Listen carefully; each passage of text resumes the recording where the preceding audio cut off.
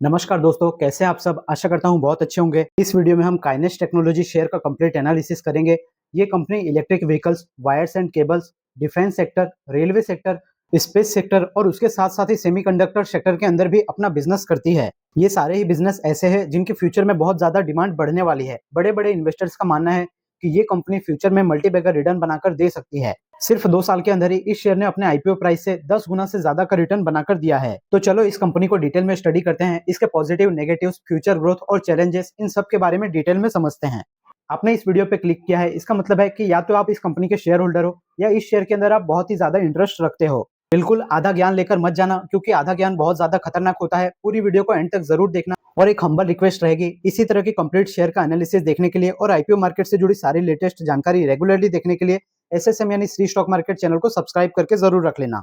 सबसे पहले कंपनी के बारे में बात करें तो काइनेस्ट टेक्नोलॉजी, इस कंपनी की शुरुआत 2008 से हुई है और बेसिकली इस कंपनी को इलेक्ट्रॉनिक मैन्युफैक्चरिंग कंपनी के तौर पे जाना जाता है। लेकिन ये कंपनी काफी अलग अलग सेक्टर्स के अंदर काम करती है। हम पूरा डिटेल में समझेंगे। इलेक्ट्रॉनिक्स मैन्युफैक्चरिंग के अलावा ये कंपनी इलेक्ट्रिक व्हीकल यानी ऑटोमोटिव इंडस्ट्री सेक्टर में काम करती है, एरोस्पेस और डिफेंस सेक्टर के अंदर काम करती है, न्यूक्लियर एनर्जी से जुड़ा इस कंपनी का कामकाज देखने को मिलता है, मेडिकल सेक्टर और डिवाइसेस से भी रिलेटेड इस कंपनी का कामकाज है, रेलवे सेक्टर के अंदर भी ये कंपनी खास तौर पे काम करती है। इसके साथ साथ ही इंटरनेट ऑफ थिंग्स यानी आईओटी और IT related, information technology related sector में भी ये कंपनी काम करती है।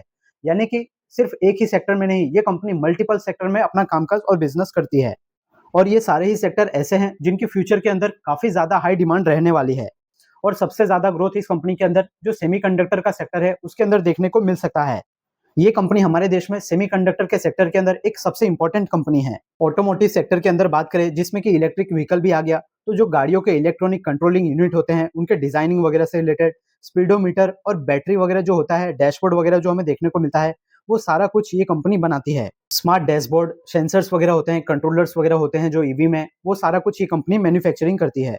एरोस्पेस और डिफेंस सेक्टर के अंदर बात करें तो ये कंपनी मिसाइल सिस्टम से रिलेटेड सर्विसेज, रडार से रिलेटेड सर्विसेज और एरोप्लेन के जो इलेक्ट्रॉनिक पार्ट होते हैं, सर्किट वगैरह होते हैं, वो सब कुछ डिजाइन और मैन्युफैक्चरिंग करती है। इसरो और डीआरडीओ जैसे बड़े बड़े जो ऑर्गेनाइजेशन है, उन कंपनियों को ये कंपनी अपने प्रोडक्ट सप्लाई करती है। मेडिकल के सेक्टर में भी इलेक्ट्रॉनिक से रिलेटेड जो प्रोडक्ट होते हैं वो ये कंपनियां बनाती है। जैसे कि पेशेंट को मॉनिटरिंग करना होता है, उनका रेगुलर जो भी चेकअप वगैरह करना होता है, उससे रिलेटेड प्रोडक्ट, इमेजिंग सिस्टम्स जैसे कि ईसीजी, एक्सरे मशीन, एंडोस्कोपी, ये सारा कुछ ये कंपनी खुद ही मैन्युफैक्चरिंग करती है। रेलवे सेक्टर के अंदर भी बात करें तो जो रिसीवर होते हैं, जो कवच सिस्टम के लिए होते हैं, उसके अलावा जो रेलवे के अंदर जो हमें हर एक बोगियों में पैनल वगैरह पूरा देखने को मिलता है, पूरा सर्किट बोर्ड देखने को मिलता है, वो सब कुछ काइनेस्ट टेक्नोलॉजी ही मैन्युफैक्चरिंग करती है। यानी कि काइनेस्ट टेक्नोलॉजी, इस कंपनी का बिजनेस सिर्फ एक सेक्टर से रिलेटेड नहीं है, अलग अलग सेक्टर के अंदर और बहुत ही क्रिटिकल क्रिटिकल इक्विपमेंट ये कंपनी बनाती है। पीसीबी यानी प्रिंटेड सर्किट बोर्ड से लेके सारा डिजाइनिंग, बॉक्स वगैरह का सिस्टम, बैटरी वगैरह का सिस्टम, सब कुछ ये कंपनी स्टार्टिंग से लेकर डिजाइनिंग से लेकर फाइनल प्रोडक्ट तक मैन्युफैक्चरिंग करके देती है। ये सारी बड़ी बड़ी कंपनियां इनकी क्लाइंट्स है और गवर्नमेंट्स के भी काफी सारे ऑर्डर इस कंपनी को मिलते हैं, क्योंकि ये कंपनी शुरू से लेकर सारा कुछ लास्ट तक का प्रोडक्ट, सर्विसेज सब कुछ खुद ही प्रोवाइड करती है। फाइनेंशियल ईयर 2024 के लिए जियोग्राफिकल वाइज अगर इस कंपनी का रेवेन्यू देखें तो इंडिया के अंदर से 90% रेवेन्यू इस कंपनी ने अर्न किया है, यूरोप से 5% रेवेन्यू हुआ है इनको, नॉर्थ अमेरिका से 3% और अदर देशों से 2% का रेवेन्यू इस कंपनी ने जनरेट किया है। कंपनी 28 से भी ज्यादा देशों के अंदर 370 से ज्यादा बड़े बड़े कस्टमर्स को अपनी सर्विसेज दे चुकी है। कुछ बड़े नाम की बात करें तो सीमेंस, हिटाची, बीट, कैनियन और कैम्बोन और टोनबो जैसे इंटरनेशनल नाम हमें देखने को मिल रहे हैं। कंपनी के पास 16 से भी ज्यादा एडवांस मैन्युफैक्चरिंग फैसिलिटीज है, जो कि मैसूरू, मानेसर, बेंगलुरु, चेन्नई और अहमदाबाद में स्थित है। तो ये था पूरा बिजनेस काइनेस्ट टेक्नोलॉजी का। आगे भी हम इससे रिलेटेड बहुत ही इंपॉर्टेंट चीजों को कवर करने वाले हैं। कंपनी का मार्केट कैप अभी 36,000 करोड़ के आसपास है, यानी कि ये अभी एक मिड कैप टाइप की कंपनी नजर आ रही है। इसका करंट प्राइस 5,600 के आसपास और 52 वीक हाई 8,000 रुपए के आसपास और 52 वीक लो प्राइस 2,424 रुपए के आसपास नजर आ रहा है। 52 वीक हाई प्राइस से देखें तो ये शेयर अभी 28% नीचे ट्रेड कर रहा है। पिछले 5 ट्रेडिंग सेशन के अंदर ही इस शेयर के अंदर हमें 19% का जंप देखने को मिला है। शेयर का आरओई रेशियो 10% और आरओसी रेशियो 15% के आसपास है। अभी इस शेयर का फेस वैल्यू 10 रुपए है, यानी कि इस शेयर के अंदर आगे चलते हुए स्प्लिट वगैरह, बोनस और डिविडेंड के चांसेस दिखाई दे रहे हैं। शेयर का पी रेशियो 140 है, जबकि इंडस्ट्री का एवरेज पी रेशियो 46 है। बुक वैल्यू 406 रुपए है और ये अभी अपने बुक वैल्यू से 14 गुना महंगे भाव पे ट्रेड कर रहा है। डेप्ट टू इक्विटी रेशियो की बात करें तो 0.27 का डेप्ट टू इक्विटी रेशियो देखने को मिलता है। लॉन्ग टर्म और शॉर्ट टर्म डेप्ट की बात करें तो इस कंपनी के ऊपर लॉन्ग टर्म में हमें कोई भी ज्यादा बड़ा कर्जा देखने को नहीं मिल रहा। सितंबर 2024 के हिसाब से सिर्फ 43 करोड़ का कर्जा देखने को मिल रहा है। शॉर्ट टर्म के अंदर कंपनी के पास 640 करोड़ का कर्जा देखने को मिल रहा है। शॉर्ट टर्म बोरोइंग ये होता है जो 1 साल में कंपनी को चुकाना होता है, यानी कि ये कंपनी पूरी तरीके से डेब्ट फ्री कंपनी है।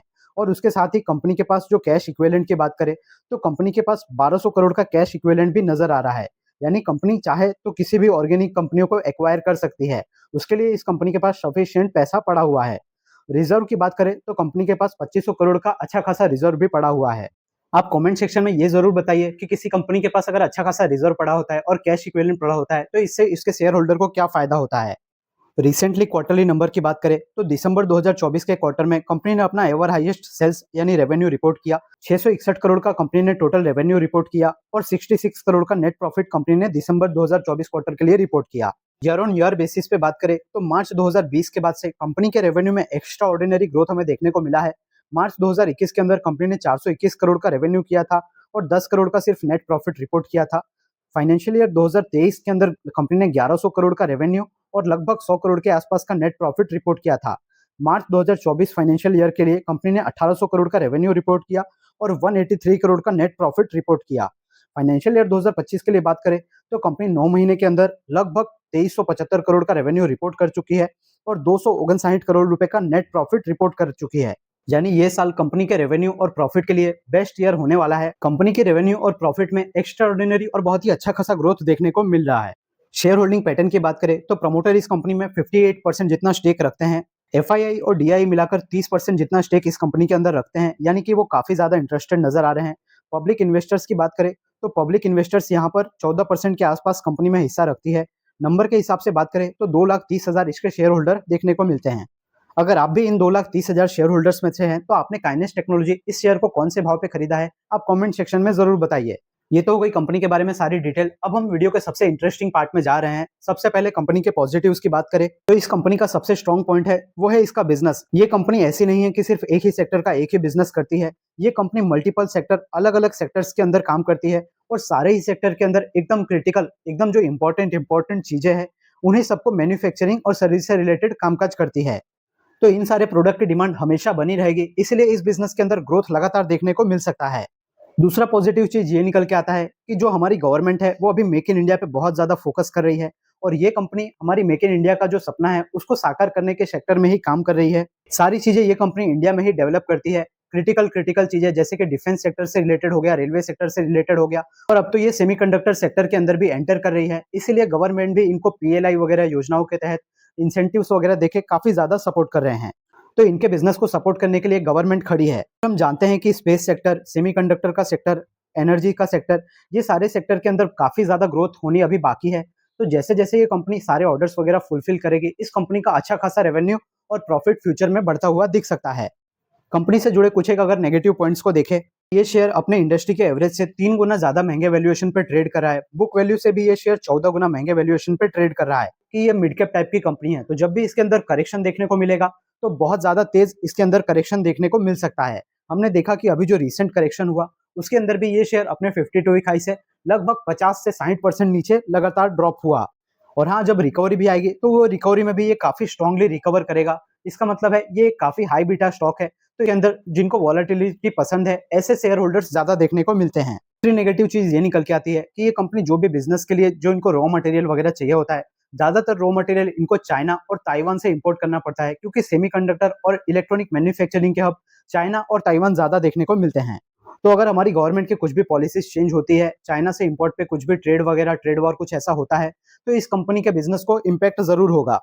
और तीसरी नेगेटिव चीज ये निकल के आती है कि ये कंपनी जो है काफी बड़े लेवल पे बिजनेस करती है और इनके बिजनेस को रन करने के लिए इनको काफी ज्यादा हेवी वर्किंग कैश की रिक्वायरमेंट होती है।